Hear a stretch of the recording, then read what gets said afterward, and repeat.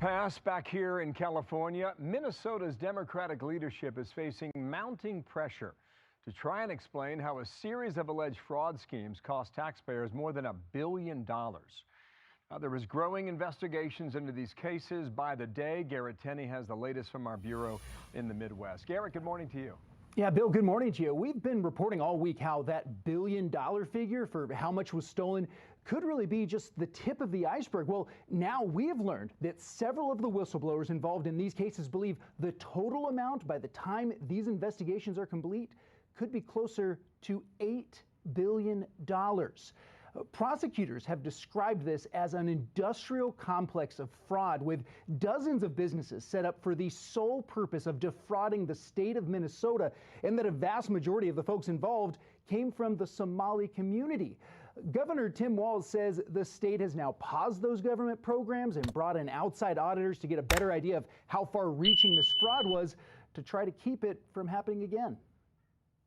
My goal is to make sure that those going forward have much better tools, much more safeguards around programs to be clear that improve people's lives, that help, whether it's children with autism, whether it's childcare, whether it's housing, whether it's food, nutrition, and those things are absolutely paramount. And if folks are going to commit crimes here, thinking because our generous spirit and our programs that we have is going to give them some kind of cover, they are sadly mistaken.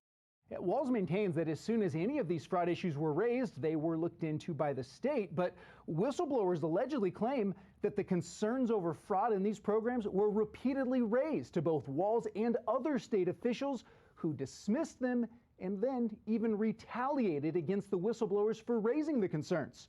State Republican lawmakers say all of these federal investigations that are now happening will finally bring light to an issue that has been ignored for years.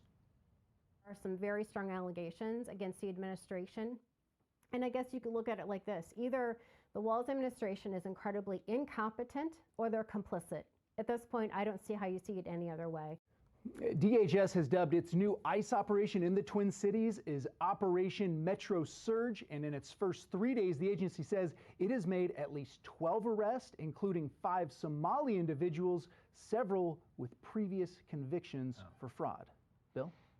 I imagine we'll be hearing more about this very soon. Garrett Tenney, thank you. Watching that story for us today out of Chicago. Thanks. Okay, so the Small Business Administration is launching its own investigation now into the massive Minnesota fraud scheme. And SBA Administrator Kelly Loeffler is announcing, quote, despite Governor Walz's best efforts to obstruct, SBA continues to work to expose abuse.